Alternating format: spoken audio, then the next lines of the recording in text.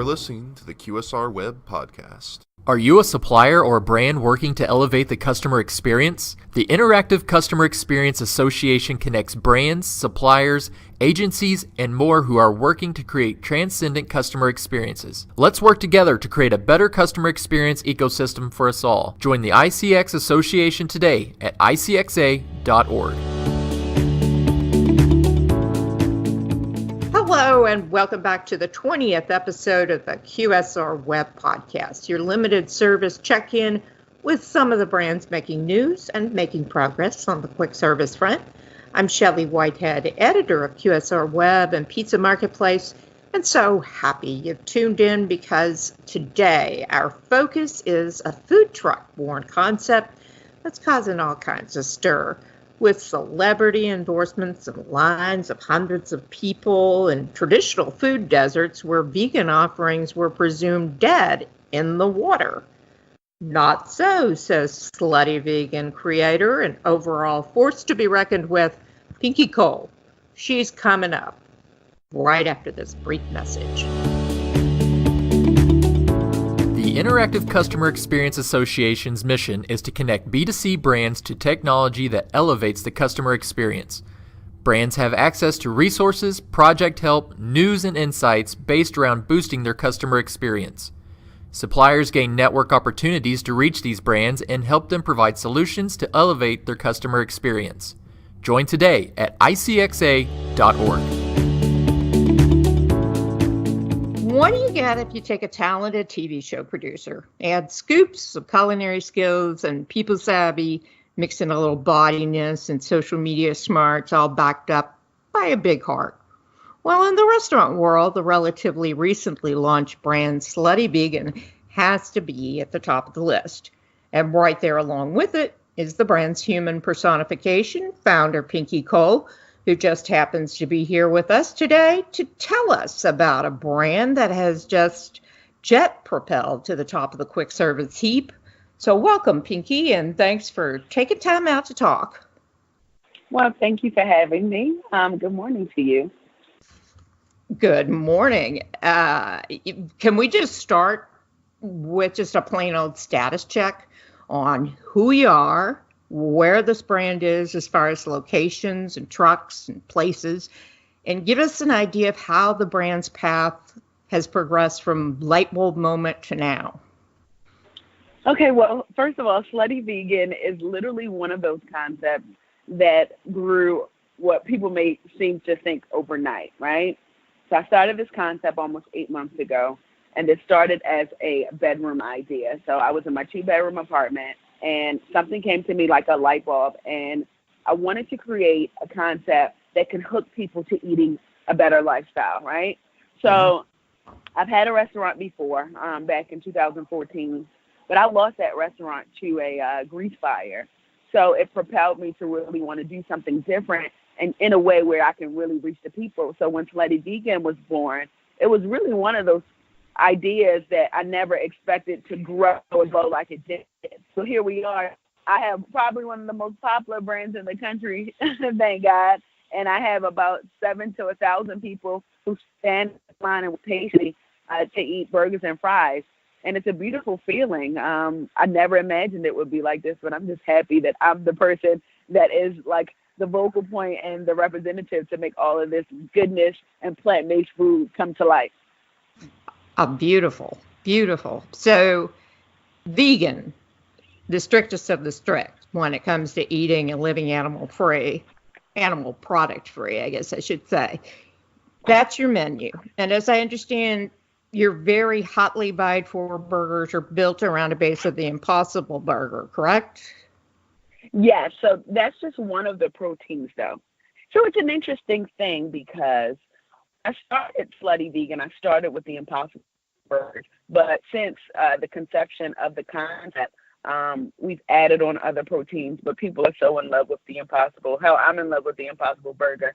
So they know and love that one, but we do have like an array of menu items, which will satisfy whatever feeling that you have, whatever taste buds you have. If you're in the mood for something sweet, if you're in the mood for something spicy or salty, we have it's literally like a party in your mouth. but the Impossible Burger is like the forefront of the Slutty Vegan brand. Okay. So what I'm curious, Pinky, is to find out why you're a vegan and how you're managing to sell your menu so well, even in communities that, and you've read the same things, that some say just haven't gone for those kinds of offerings previously, but it looks like they are now. It's interesting because in the Black community, veganism wasn't ever a thing, right? So you see a line, and 95% of the people are African American or minority. And in the South, especially, when you hear plant-based and vegan food, you typically say, well, if it's not soul food, I don't want it. So now there's a concept where people are waiting patiently to eat this food because, one, it's good. Two, it's really opening their horizons to something outside of soul food and something outside of like the regular fast casual food that we're known to like consume every single day. But this is not compromising an animal. Like, this is guilt-free food. This is food that you can really enjoy and have a great experience. So to see so many people who look like me patronizing this, not just because I'm a minority-owned business, but because the food is good, is really showing that we're progressing in a way that, okay, here we are, it's 2019. We're not susceptible to the diseases that in the African-American community we would have been. So, you know, the diabetes and the high cholesterol, okay, these are the people who are pretty much targets to those kind of illnesses, and they're jumping on the vegan and plant-based wave. It's a big deal. It's such a big deal, and every day that I see it, it makes me feel good about the fact that I can really expose different communities to a different way of eating, where we can walk away from the diseases that have been known for years in our community and what we're usually privy to. That is so cool. And I bet you've had some pretty amazing conversations with people just about this whole topic and how they turned on to a vegan lifestyle or just are partaking every once in a while in that. At Slutty Vegan, it's like, okay, that's the introduction. And the bigger conversation is the fact that they can go to another restaurant outside of Slutty Vegan and ask for vegan options. And that's the intention. So my target audience is the meat eater. You know, like, we've already gotten the vegans. The vegans are already on board. They already understand the health benefits of eating a animal-free lifestyle, right? Yeah. But for people who are hardcore carnivores, who eat meat every single day, who don't know anything different, those are the people that we attract, because those people are the people that we want to convert and make believers. And it's always a beautiful thing when we talk to people who will literally like only eat meat and they'll never eat vegan or plant-based food. Oh no, it's disgusting. And then when they eat one of our burgers, we change their mind. It's an amazing feeling to know that we do that. And they'll never forget that experience. So whenever like they decide to like maneuver in their lifestyle change, they can always say their first experience with veganism was with Slutty Vegan. And that is us making history. That's beautiful. You know, your social media savviness, I think, has been a key to getting this brand going on rocket fuel. Does that come from your TV producing background, or is it just an innate talent, or what? And what would you say that restaurateurs need to do more about on social media to gain voice, since you've kind of mastered this? Right. Well, television has definitely been one of the key points in the success of Slutty Vegan. So I'm a creator, right? I'm a visionary. So whenever I have a thought in my mind, I love to see it manifest. And that's oftentimes what I do as it relates to the social media. Like, there's really no like method to the madness, rhyme or reason. Like, I could be driving and see something and like really like collect my thoughts and say, wow, this would be dope on social media, and being authentic and organic with it. That's what I would like share with, you know, my fellow entrepreneurs, people who are in the restaurant space. Literally, like, people love a story. People love authenticity. People love creativeness. Like, if you can make people think in a way where they're having fun while they think, where they're able to engage, you know that you've done something right. And because we've done it so organically, it's real, and people feel like they can touch it. You know what I mean? They feel like it belongs to them and they're invested in it. Like literally we'll post something, we'll post a question, and the engagement that we get is unbelievable because we don't pay a marketing company. You know, we don't pay anybody. We don't pay for marketing dollars. We don't pay for any of that. But it really is just a way to like make people feel included. And another thing that I do is, if you look at my page, the page is very clean, right? So you'll either get information or you'll get a visual. Like, and it's so clean because the day and age that we live in as it relates to technology, the attention span of the average human being is so short. So you have to be able to capture them one way or the other. And how I capture them is by two ways. Either I'm going to give you some information, and that's what we call the black and white, or I'm going to give you something to look at and to make you feel good and to evoke that kind of emotion. So you get the black and white or you get the visual. Either way, I'm going to engage you and I'm going to require you to engage. Like, you have no choice but to want to engage it when you see what you see. And that's the truth. And it's been working. And all of this, I didn't read anywhere. It's just one of those things because I know what people want to see. As a television producer, I know what people want. Like, this is why I don't watch TV, right? As a television producer, I don't watch it. It's so crazy because I know exactly, like, I can look and dissect a whole TV show. Like, they should have did this, they should have did this, this is different, this is off. So I don't really watch TV anymore, but I know what the average consumer wants. And what they want is they want to be able to pay for somebody to pay attention to them, because that's all we want. So if somebody follows that advice, if they're in the restaurant space as it relates to social media marketing, they too can have like a bump in their followers. They can have a bump in the engagement, and they can have people really wanting to come to their page as if it were a blog.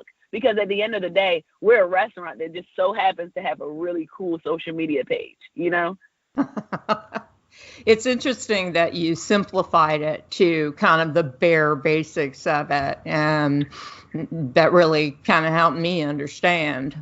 You know, I want to know where the brand is headed, but I first was really interested in the option your brand has brought into food deserts in the poorer parts of cities where restaurants just don't see a way, I guess, to make ends meet.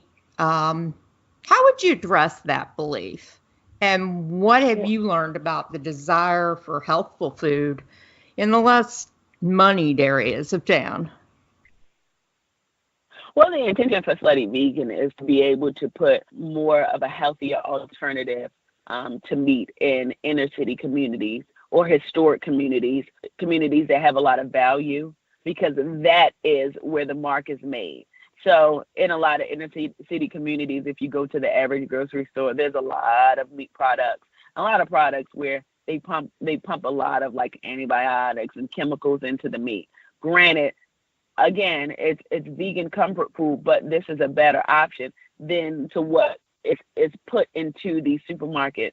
So it's my mission to make sure that I can really corner all of the inner city communities and provide an option for people who live in those zip codes, because those are the people that I want to convert and transition their lifestyle. It doesn't really serve me to put a Slutty Vegan in the Beverly Hills, and I may do that. Not that I would never do it, but at first I would want to make sure that all the underserved communities can really have an opportunity to eat food in a different way, and not really have to like receive the food that's given to them. Now you have an option.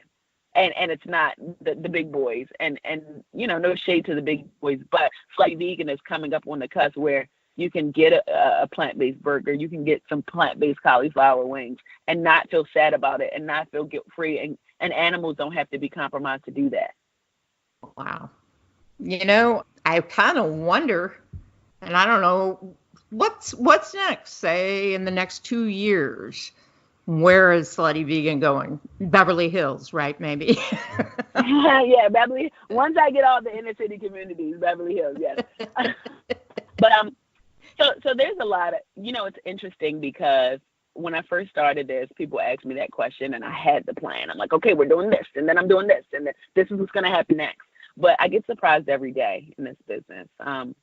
You know, I had Colin Kaepernick and Cory Booker and like some major players in the industry and entertainment try my food. So anything is possible. So if it was up to me, and it is, I would make sure that Slutty Vegan Well, the short-term goal is to make sure that I can put at least 5 Slutty Vegans in the state of Georgia. So that's a short-term plan. But as it relates to long-term, I want Slutty Vegan to be as big of a chain as the McDonald's, as the Burger King. And I look at those companies as a resource for me to say, okay, I see what they've done to, garner their success. So Slutty Vegan, even though, I'm a small fish in a big pond right now, I'm growing. That fish is growing every single day. And it's my intention to make sure that Slutty Vegan will be in every single state and internationally. And that's just only in a matter of time. My goodness, I have no doubt you will get there. Thank you so much for talking with us. I appreciate it. Thank you. Thank you. And that, dear listeners, is going to wrap it up for this particular podcast. We certainly hope you had fun, learned something, and consider the past 20 minutes or so time well spent. We'll be right back again next week with another peek inside a great QSR brand. Until then, here's wishing you a great weekend and even better business in the week ahead. Bye-bye now.